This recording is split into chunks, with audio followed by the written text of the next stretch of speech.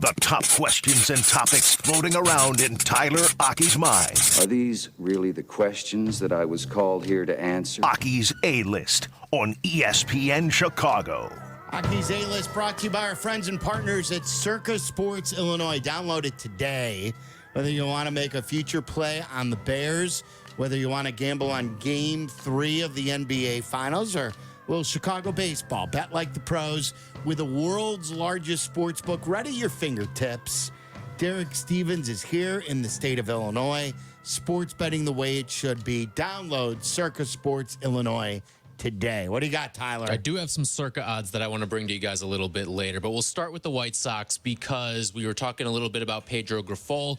We talked a little bit about the Nightingale report, but Jim Bowden also put in his things to watch before the trade deadline, said it's possible there won't be a single managerial change before the trade deadline, but the managers on the hottest seats, names a bunch of managers, including Pedro Grifol. I ask you guys, will Pedro Grifol still be the manager of the White Sox by the time we get to August? By the way, did you know when you went to the bathroom, I think that Meller and Tyler were both working on an extension for Pedro. An extension? Yeah, they were talking about extending him. Just to keep it, keep the. So you're bringing him back continuity. next year, too? Yeah. Continuity? That's what. Is this I think that's the what AK it is. way? Did I get that wrong? Was that wrong? Is that a wrong read of what you guys were saying? You're misrepresenting whatever just happened. Yes. My bad. Nobody is calling for extension. August, for so Grifol. after the trade deadline. Of course he's going to be here. It is the Jerry way. So They just told you through Bob Nightingale's article that money is an issue. He did fire 2 execs last year. during the season, that is true. And those were loyal execs. I'm going to say no managerial change. I'm just going with the Boylan plan. He'll just keep the job through the end of the season, and they'll try to start anew together. That's what we know how this ends, though. We knew how this was going to go last year when they hired Getz. We knew this wasn't going to go well. We knew that this wasn't going to be short. Any chance they hire David Ross to be their manager at the end of the year? No, I don't think so. You could do definitely worse. Could do a lot worse than David Ross. Maybe the Cubs have. But no, I'm not going to judge that yet. But you definitely can do a lot worse. Can I tell you David Ross is your next manager, Here's what Mallard? I would say. If you're going to hire David Ross, why not hire Joe Madden? Yeah, look. Okay. That'd be fun. I think the Cubs got it wrong when they didn't bring him back. I could sign up for that as a spectator. See Joe Madden on the South Side. I mean, I'd be down for that. I just don't. I can't wrap my head. You think they don't stretch now? Wait till American Legion Day is every day. I do know this, that he was open to it before. Okay. I told you when I had dinner with him, he was open to it. That would be interesting. I think it would be a good fit to at least turn this thing around a little bit quicker than maybe where it's at right now. Moving over to the Cubs, there's been some reporting as of late from Bowden, from Bob Nightingale, about the Cubs having some conversations about Vlad Guerrero Jr. Now, that would involve the Toronto Blue Jays, who are playing some good baseball right now, to fall further out of the American League playoff picture. But I've created 3 scenarios here, all right?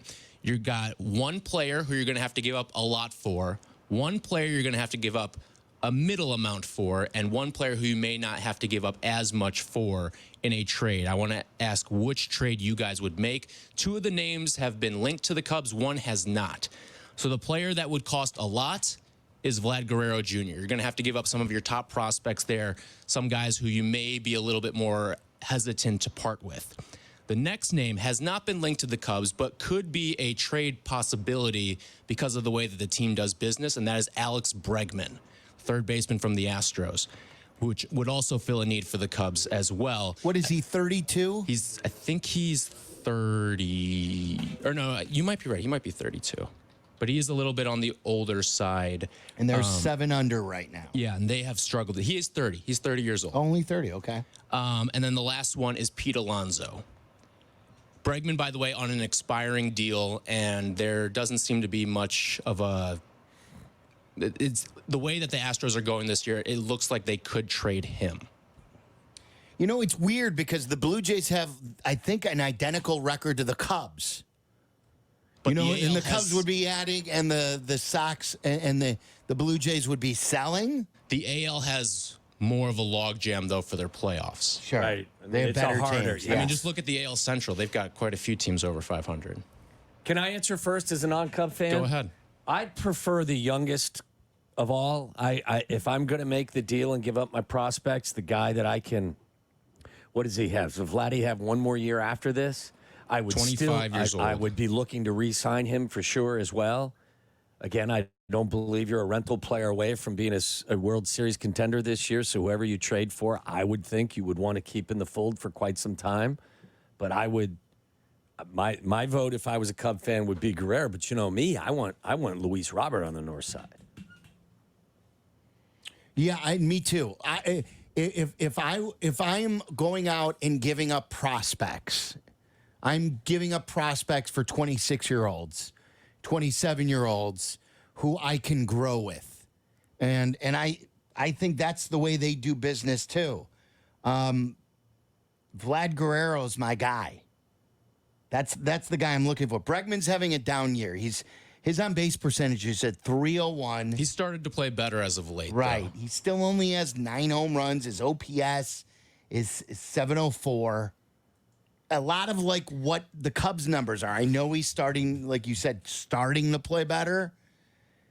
But Meller was just giving us a good baseball tutorial in there about how it's harder these days because of how hard pitchers are throwing for 30s and 30-plus-year-old players to remain difference makers. Yeah, You're just seeing it more and more. There's fall off coming quicker. The increased velocity, and you guys can touch on this too with Jeff Passan. It's a harder game than it's ever been. It's more about torque. And what you're seeing more and more oblique injuries happen for hitters these days. And I think the big belief is, or at least theory, is that you have to swing harder and faster to keep up with all this velocity. And that is harder for people to do as they age. And if that is part of the equation, and if that is part of the decision-making process, then that would be even more reason to, if in fact you're going to consider several guys, is to lean towards the younger player. So I would lean towards Vlad. But again, if I was you, I'd want Luis Robert. Mm-hmm. All right, NBA Finals. We got some injury news regarding Kristaps Porzingis that I've never heard of. this is the weirdest story I've heard He's today. torn a medial retinaculum, allowing dislocation of the posterior tibialis. Where's Which Yurko when you need him? is basically a long way to say he's torn a tendon in his left leg. I think it's near the ankle. Yes. Meantime, he's day-to-day. I don't know how that is. Boston has called the injury rare, and Porzingis has consulted numerous specialists. I said I was going to get you some Circa Sports numbers here. The Dallas Mavericks right now are plus 575 to win the NBA Finals. I think it's and a good play. Porzingis has been one of those X factors that's really put Boston over the top in both of these games. I don't think it's a bad play to sprinkle a little bit. I mean, don't put the house on it, but sprinkle some cash on Dallas right now. They've got home court now. You know, they've got 3 games coming their way. You've got a 7'2" guy who has a history of injuries now with a new injury, and you're going to list him as day-to-day. I would lean towards either you're not going to see him or he's going to be in such a diminished capacity that he's not going to have the impact he did in the first 2 games. It's game to game, just gamesmanship. He's got a rare injury, and it's something that's torn. But yet they're listing him as day-to-day? The National Library of Medicine says the vast majority of cases like this are resolved surgically. Yeah. Come on.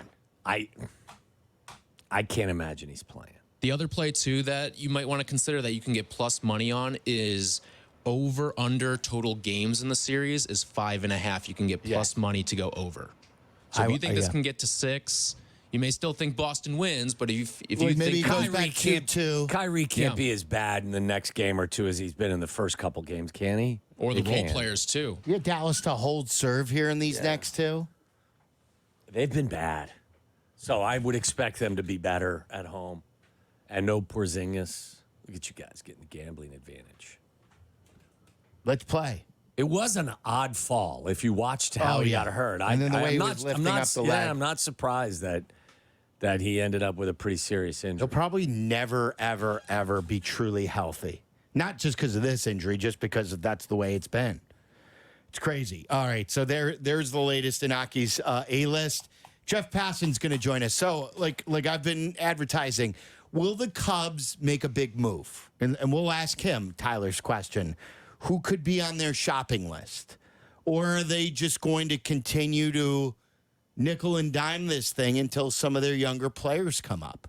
And then are the White Sox definitely in it to trade Luis Robert? And is Garrett Crochet a guy that they're going to trade this year? We'll talk to Jeff Passan coming up